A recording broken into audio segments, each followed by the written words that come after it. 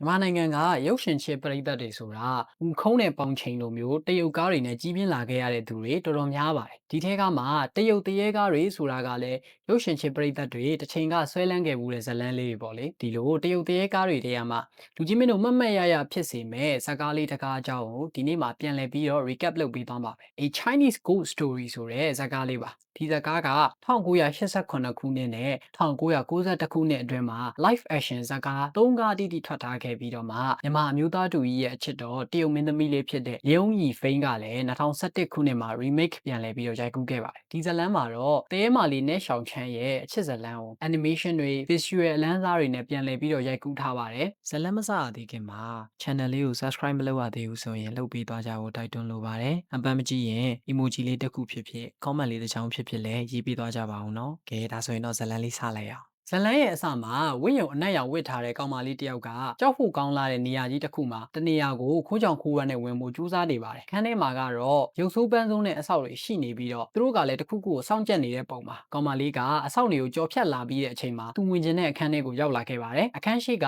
ဆောင်တရေနှစ်ကောင်ကတော့ပိုးကောင်ငန်းတာနဲ့တင်ကောင်မလေးတီးတာကိုခံလိုက်ရပါတယ်။အခန်းထဲကထောင်ချောက်တွေနဲ့အသားစီးတွေအားလုံးကိုကြော်ဖြတ်သွားပြီးတဲ့အချိန်မှာကောင်မလေးလိုချင်နေတဲ့အရာနာကိုရောက်သွားပါပြီ။အနားကိုကတ်လိုက်ဖို့ကြိုးစားတဲ့အချိန်မှာပဲအဝေးကိုလွန့်ထွက်သွားခဲ့ရပါတယ်။ဒီချိန်မှာပဲဒီဖျားเจ้าကြီးကိုပိုင်တဲ့အဖွားကြီးရောက်လာပြီးတော့ဝိယုံအနက်နဲ့ကောင်မလေးလည်းအလင်းမြန်ပုံနေလိုက်ရပါတယ်။နောက်တစ်ခန်းမှာတော့မြို့တော်ကစာတင်သားလေးကိုမြင်တွေ့ရမှာဖြစ်ပြီးတော့သူပါလာတဲ့ပတ်စံအကုန်လုံးကလောင်းကစားသမားတစ်ယောက်လိန်တောင်းတာနဲ့အကုန်ကုန်သွားပါတယ်။အကူကြီးတို့ဒီနားမှာလမ်းတော်ဖျားเจ้าဆိုတာရှိတယ်။အဲ့ဒီเจ้าကချို့တဲ့เจ้าသားတွေကိုခဏတဲခိုခွင့်ပေးတယ်လို့ကြားတယ်။ဒီနားနဲ့ဆိုဘယ်လောက်ဝေးသေးလဲတဲ့။တကယ်တော့လမ်းတော်ဖျားเจ้าဆိုတာကျွန်တော်တို့အစမှမြင်နေခဲ့ရတဲ့တရက်တွေရှိတဲ့เจ้าမှာဒီနေရာမှာပြောစရာရှိတာကငွေလိန်တောင်းတဲ့လောင်းကစားသမားဆိုတာကလည်းတကယ်တော့မိစ္ဆာမုတ်ဆိုးပါမိစ္ဆာမုတ်ဆိုးဆိုတာကတရေတွေကိုဖမ်းပြီးတော့ပတ်စံရှာကြတဲ့သူပါတရေတွေကလည်းအစွမ်းကြီးတဲ့ပုံကိုလိုက်ပြီးတော့ငွေစအနေများကွာပါသေးတယ်လမ်းတော်ဖျားเจ้าဘက်မှာတော့เจ้าပြက်ကြီးနဲ့တိတ်ပြီးတော့မတူလာပါဘူးမိမလာလေးရဲ့ရေတံတွေနဲ့သူတို့တက်မှတ်တဲ့ယောက်ျားသားတွေရဲ့ရေတံကဖုံးလွှမ်းနေပါတယ်မိမလာလေးတွေထဲမှာရှောင်းချမ်းဆိုတဲ့မိန်းကလေးအလှပဆုံးဖြစ်ပြီးတော့သူ့ရဲ့တန်စင်တွေကြောင့်ရောက်နေတဲ့ယောက်ျားတွေအကုန်လုံးခဏတာမေ့မျောသွားခဲ့ရပါတယ်ဒါကတကယ်တမ်းမှာရှောင်းချမ်းလို့စီစဉ်ထားတာဖြစ်ပြီးတော့ရှောင်းချမ်းကိုယ်တိုင်ကလည်းယောက်ျားတွေရဲ့ဝိညာဉ်ကိုစားသုံးပြီးရှင်းသန်နေတာပါတကယ်တမ်းရောက်နေတဲ့ယောက်ျားတွေကလည်းတရေဖမ်းတဲ့သူတွေဖြစ်ပြီးတော့အပြန်အလှန်တိုက်ခိုက်ကြရင်းနဲ့ရှောင်းချမ်းကအရေးတာသွားပါတယ်ဒါပေမဲ့ဖမ်းခံရတဲ့သူကတောင်းပန်နေတာကြောင့်ရှောင်းချမ်းတယောက်တနာစိတ်ဝင်သွားတဲ့အချိန်မှာပဲတကောင်သားတက်မယ်အလုပ်ဇလန်းအစကဖွားဖွားကြီးရောက်လာပြီးတော့အားလုံးကိုလက်ဆတုံးပစ်လိုက်ပါတော့တယ်ကျောင်းသားလေးကတော့လမ်းတော်ဖျားကျောင်းစီရောက်လာခဲ့ပါပြီတကားခောက်တဲ့အချိန်မှာဖွင့်ပေးလိုက်တဲ့သူကရှောင်းချမ်းဖြစ်ပြီးတော့ကျောင်းသားလေးကလည်းကျွန်တော်ဆောင်မွဲလာဖြေတာပါကျွန်တော်နာမည်နင်းရှန့်ပါဆိုပြီးတော့အကျိုးကြောင်းပြောပြရင်းနဲ့တဲခိုခွင်တောင်းပါတယ်ရှောင်းချမ်းအတွက်တော့ဒါတွေကယူးနေပါပြီသူကနင်းရှန့်ကိုမြူဆွဲပြီးတော့ဝိညာဉ်ကိုစားဖို့စီစဉ်ပါတယ်ဒါပေမဲ့နင်းရှန့်ကတကယ့်ကိုဖြောင်းမဲ့ယူသားတဲ့ကျောင်းသားလေးပါရှောင်းချမ်းတယောက်ခြေခောက်လဲဟန်ဆောင်ပြီးတော့မိမမာယာတွေသုံးဖို့ကြိုးစားပေမဲ့နင်းရှန့်ကသူ့ကိုကုကိုစေးပြေးရှာပါတယ်ဒါဟာရှောင်းချမ်းရဲ့ဘဝမှာပထမဆုံးအကြိမ်အဖြစ်သူမကိုအသုံးချစရာပစ္စည်းတစ်ခုလိုမမြင်မဲနဲ့လွေးထွေးတဲ့လူသားတယောက်လိုပထမဆုံးမြင်ပေးခဲ့တဲ့သူပဲဖြစ်ပါတယ်နင်းရှန့်ရဲ့အပြစ်ကင်းတဲ့ကျင်နာမှုကြောင့်ရှောင်းချမ်းတယောက်လုံးဝကိုစိတ်ရှုပ်ထွေးသွားခဲ့ရပြီးတော့ဘာဆက်လို့မှမသိအောင်ဖြစ်သွားခဲ့ပါတယ်ရှောင်းချမ်းတယောက်တော့စဉ်းစားရကြက်နေပါပြီသူ့အနေနဲ့ဒီစာတင်သားလေးကိုမြူဆွဲဖို့စဉ်းစားထားပေမဲ့စာတင်သားလေးရဲ့ဖြူစင်ဖို့ကြောင့်သူဘလို့မှမတတ်နိုင်ခဲ့ပါဘူးဒီအချိန်မှာပဲအပြင်ဘက်ကစူညံတန်တွေကြားလာရပြီးတော့တရေကြီးတစ်ကောင်ကလည်းရှောင်းချမ်းတို့နေရာစီကိုရောက်လာခဲ့ပါတယ်အပြင်မှာတော့လမ်းတော်ဖျားเจ้าကတစေကိုင်းသားတွေနဲ့တိုက်ပွဲဖြစ်နေခဲ့ပါပြီဒါကရှောင်းချမ်းအတွက်တော့အချိန်ကောင်းပါဇလန်းဆမှာကလေးကသူယူဖို့ကြိုးစားနေတဲ့ဦးလေးကရှောင်းချမ်းရဲ့အယိုးပြဦးပါအပြင်မှာတိုက်ပွဲတွေဖြစ်နေတာကိုအခွင့်ကောင်းယူပြီးတော့အယိုးပြဦးထားတဲ့အခန်းကိုနင်းရှမ်းနဲ့တူတူခိုးဝယ်มาတော့တယ်အယိုးပြဦးမှာက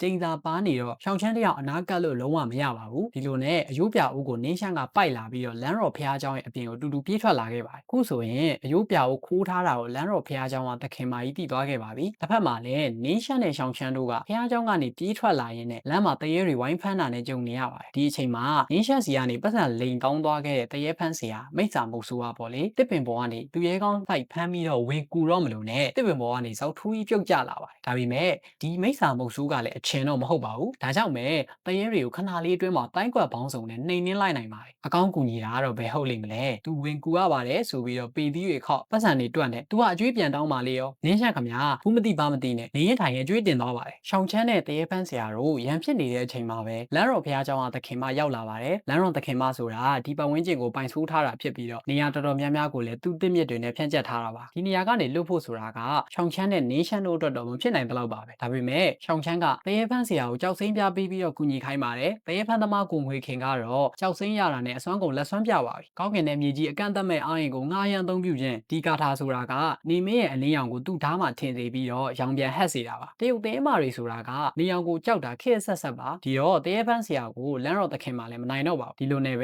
ဲရှောင်းချမ်းတို့လမ်းတော်သခင်မရဲ့နေရာနေလွတ်မြောက်လာကြပါတယ်။ဒါပေမဲ့ရှောင်းချမ်းကလည်းနေရောင်ကိုခံစားထားရတာကြောင့်ခဏတော့အယိုးပြတဲ့ကိုဝင်ပုံရင်ခီးဆက်လာခဲ့ကြပါတယ်။မျက်နှာကိုဝစ်ဖြူနဲ့အုပ်ထားပြီးတော့သူမှမသိရတဲ့လူတစ်ယောက်ကယမမင်းစီကိုရောက်လာခဲ့ပါတယ်။ယမမင်းကရွှိုင်းရင်ခန္ဓာကိုယ်ကိုငရဲပြည်ကိုပြန်ခေါ်လာခိုင်းနေတာဖြစ်ပြီးတော့ရွှိုင်းရင်ခန္ဓာကိုယ်ဆိုတာကလည်းအရန်အနေရများတယ်လို့ပြောပါတယ်။တစ်ဖက်မှာတော့လမ်းတော်ဘုရားကျောင်းကလွတ်လာတဲ့ရှောင်းချမ်းတို့မှာရှောင်းချမ်းတစ်ယောက်ကအရင်နိုးလာခဲ့ပါတယ်။သူ့ပညာနဲ့အယိုးပြအုံနာကိုကတ်ဖို့ကြိုးစားခဲ့ပေမဲ့လည်းအစီရင်ကြောင့်အနားကိုလုံးဝကတ်လို့မရပါဘူး။နင်းရှက်နိုးလာတဲ့အချိန်မှာတော့ရှောင်းချမ်းတစ်ယောက်အပြင်ကိုထွက်ကြည့်ခြင်းတဲ့အတွက်သူ့အယိုးပြအုံကိုနင်းရှက်ကိုတည်ခိုင်းမှုဖြစ်လာရပါတယ်။ဒီလိုနဲ့တယောက်နဲ့တယောက်လည်းဘာမှမသိတဲ့တန်ရုံးစင်လေးတွေတွေ့လာကြပါပြီ။အယိုးပြအုံမှာပါနေတဲ့ကာထာကိုဖြတ်ဖို့ကြိုးစားကြတဲ့အချိန်မှာလည်းစန်တူးမျိုးကတရေနေဆရာတွေပေါ်တဲ့နေရာကိုသွားရမှာဆိုတော့နှစ်ယောက်တို့ခီးဆက်လာခဲ့ကြပါတယ်။စန်တူးမျိုးကိုရောက်တဲ့အချိန်မှာတော့ရှောင်းချမ်းလေးကပျော်ကြီးပျော်နေပါတယ်။ရှောင်းချမ်းအနေနဲ့ကလမ်းတော်ဘုရားကျောင်းကနေခြေတလန်းမှမရွေ့ခဲ့ရတာကတကြောင်နင်းရှက်ကလည်းစလို့ကောင်းတာတကြောင်ပေါ့လေ။နင်းရှက်သိမ်းထားတဲ့အယုတ်ကလေးကိုမြင်သွားတော့ရှောင်းချမ်းကကလေးစော့တဲ့အယုတ်တွေကိုနင်းကဘာလို့သိမ်းထားတာလဲ။နင်းရှက်အတွက်တော့အဲ့ဒီအယုတ်ကလေးကကံကောင်းစီရဲ့အဆောင်ပါတဲ့။ဒီလိုနဲ့တရေနေတဲ့သူတွေများတဲ့နေရာကိုရှောင်းချမ်းတို့ရောက်လာခဲ့ကြပါတယ်။ကျင်းစာဖြေတဲ့နေရာကိုရောက်တေ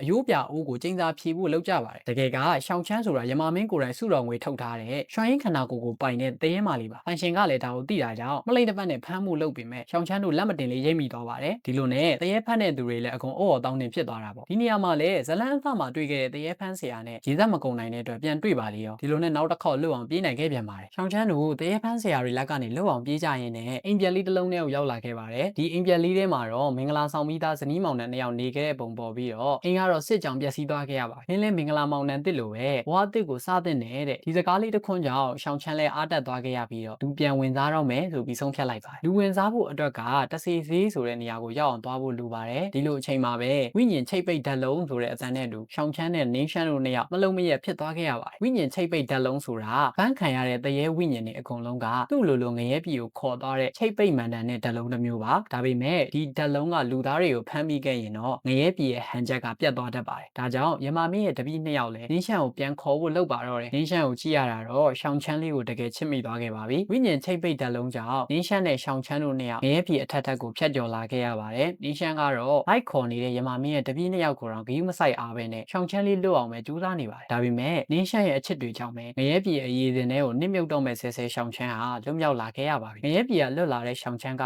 တော့လက်နိုးလာခဲ့ပြီးတော့နင်းရှမ်းကဆောင်ပွဲသွားဖြည့်ရတဲ့သူတွေနဲ့တောထဲမှာတွေ့ပြီးစကားပြောနေပါတယ်။ဒီလိုနဲ့ချစ်နေကြတဲ့လူသားနဲ့တရေမာလေးတို့ကထိုက်တောင်ကတစီစီကိုခရီးဆက်လာခဲ့ကြပါတယ်။ချစ်ယူလေးနင်းရှမ်းကတော့ဘာတွေပဲဖြစ်လာသူ့အသက်ကိုဘေးပြီးရှောင်းချမ်းကိုကယ်ပါမယ်တဲ့လေ။တစီစီဆိုတာတကောင်ရံမှာဖွင့်ပြီးတော့ကြက်တော်ရင်ပိတ်ပါတယ်။တစီစီမှာတော့ပွဲတော်ကြီးနဲ့ကြုံနေရပါတယ်။ဈေးမှာပျော်နေတဲ့ရှောင်းချမ်းတယောက်ကအင်ဒီတိုင်လေးတစ်ထိုင်မှာဈေးဝယ်ဖို့ကြိုးစားနေတဲ့အချိန်မှာနင်းရှမ်းကတော့မျက်နှာပြက်နေပါပြီ။ဒီလိုအချိန်မှာလမ်းတော်ဖျားကြောင်ဖွားဖွားကြီးပေါ်လာခဲ့ပါတယ်။ရှောင်းချမ်းကသူနဲ့နင်းရှမ်းရဲ့အစ်စ်ကစစ်မှန်ပါတယ်လို့ပြောပေမဲ့ရုတ်တရက်ပျောက်သွားတဲ့နင်းရှမ်းကတော့မျက်နှာပွားအုပ်ထားတဲ့သူကိုရှောင်းချမ်းကိုအပ်မယ်လုပ်နေပါတော့တယ်။ရှောင်းချမ်းကိုခမရလက်အပ်ရင်ကျွန်တော်ကိုဂရီပေးထားတဲ့အတိုင်းတကယ်လုပ်ပေးမှာလား။သူ့ကိုနိုင်ဟယ်မျက်စီခေါ်သွားပြီးတော့ကြားပန်းမီးရိပ်ပေါ်ထိုင်ခိုင်းလိုက်။ဒါနင်းရှမ်းပြန်ရတဲ့အဖြစ်ပါ။ရှောင်းချမ်းတယောက်ကတော့နင်းရှမ်းကိုယုံကြည်နေသေးပါ။ကျမလူချင်းတဲ့ဘဝဆိုတာရှင်နဲ့အတူရှိနေတဲ့ဘဝပါပဲတဲ့။ရှောင်းချမ်းလေးခမရလူပြန်ဝင်စားဖို့ထင်ပြီးတော့နိုင်ဟယ်မြစ်တစ်လျှောက်ကိုစုံစင်းသွားခဲ့ပါ။နောက်တစ်ခါမှာတော့မျက်နှာဖုံးနဲ့လူပေါ်လာခဲ့ပြီးတော့ရှောင်းချမ်းကိုဖမ်းထားခဲ့ပါ။ရှောင်းချမ်းကရွှိုင်းရိပ်ခန္ဓာကိုဖြစ်တာကြောင့်သူကလည်းလူချင်းနေခဲ့တာပါ။ဒါကိုနင်းရှမ်းကလည်းကူညီခဲ့ဝင်ရပါ။မျက်နှာဖုံးနဲ့လူပြောဖို့အရာဆိုရင်နင်းရှမ်းကသူ့ပြည်မှာဆောင်ပွဲအောင်သွားခဲ့ပြီးတော့အရာရှိအနေနဲ့မတ်မင်းရဲ့သမီးကိုတောင်းရက်လက်ထပ်ဖို့တောင်သွားနေခဲ့ပါပြီတဲ့။နင်းရှမ်းကခဏဆောင်ပွဲကြနေတဲ့အတွက်သူ့စီအကူညီလာတောင်းခဲ့ပြီးတော့ပြန်လည်အနေနဲ့ရှောင်းချမ်းကိုငရဲခမ်းမစီခေါ်လာခိုင်းခဲ့ပါတယ်။အယိုးပြဦးနာကိုကတ်ခွင့်မရခဲ့တာကလည်းနင်းရှမ်းစီကအဆောင်ကြောင့်ပါတဲ့အဆောင်ကလည်းနင်းရှမ်းရဲ့ချစ်ရတဲ့သူပေးထားတဲ့အယုတ်ကလေးပါတဲ့။ဒါတွေအကုန်လုံးကိုမျက်နှာဖုံးနဲ့လူကရှောင်းချမ်းကိုပြောပြခဲ့ပါတယ်။ရှောင်းချမ်းတယောက်မယုံနိုင်အောင်ဖြစ်သွားခဲ့ပါပြီ။ရွှေရင်ခန္ဓာကိုယ်ဆိုတာကနာကြီးမှုတွေဒေါသတွေကြောင့်ပေါ်ပေါက်လာခဲ့ရတာပါ။ဒါကိုသိတဲ့မျက်နှာဖုံးတဲ့လူက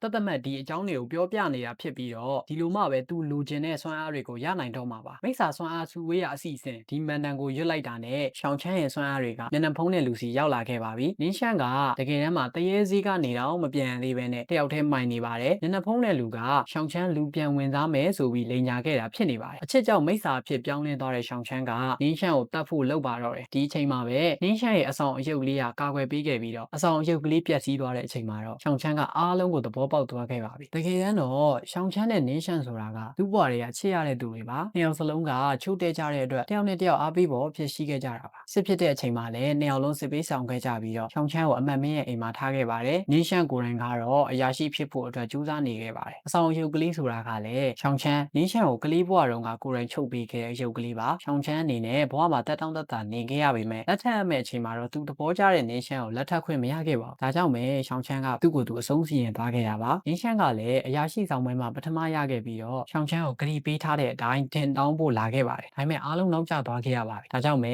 ရှောင်းချမ်းနောက်ကိုနင်းရှမ်းကိုယ်တိုင်ကဓာတ်နဲ့အဆုံးစီရင်လိုက်သွားခဲ့ပါတယ်ဒါပေမဲ့မျက်နှာဖုံးတဲ့လူကလှည့်စားပြီးတော့နင်းရှမ်းကိုခဏတာပြန်အသက်သွင်းပေးခဲ့ပါတယ်ခဏတာဆိုတာကလည်း10ရက်ပါရှောင်းချမ်းတရားမျက်နှာဖုံးတဲ့လူကိုအနိုင်ယူလိုက်ပြီးမှပဲဒါတွေကိုသိလိုက်ရတာပါအခုချိန်မှာတော့နင်းရှမ်းက10ရက်ပြည့်သွားပြီဖြစ်တဲ့အတွက်တန်တရားကနေသူ့ဝိညာဉ်ကထာဝရပျောက်ကွယ်သွားတော့မှာပါနောက်ဆုံးမှာတော့ရမမင်းကကံတရားကိုပြန်လဲစီရင်ပေးခဲ့တဲ့အတွက်နင်းရှမ်းတယောက်လမ်းတော်ဖះเจ้าကိုကျောင်းသားလေးအနေနဲ့ပြန်ရောက်လာခဲ့ရင်းနဲ့ဇလန်းလေးတွေပြီးသွားခဲ့ရပါတော့တယ်ဒီဗီဒီယိုလေးကိုသဘောကျနှစ်သက်တယ်ဆိုလို့ရှိရင်တော့မိတ်ဆွေတို့အနေနဲ့ like share နဲ့ subscribe လုပ်သွားခြင်းအပြင်ကူညီသွားလို့ရပါတယ်။ပတ်စဉ်ဇလန်းကောင်းတွေကိုလည်း recap အနေနဲ့တင်ဆက်ပေးမှာဖြစ်တဲ့အတွက်ကြောင့်မလို့မိတ်ဆွေတို့အနေနဲ့ဇလန်းကောင်းတွေကိုသဘောကျနှစ်သက်တယ်ဆိုလို့ရှိရင်တော့အောက်ကခေါင်းလောင်းလေးကိုနှိပ်ပြီးတော့ note ယူသွားလို့ရပါတယ်။ကျွန်တော်အပီတူပါနောက်ဗီဒီယိုအကောင်းစားတွေမှာပြန်လည်ဆုံတွေ့ကြမယ်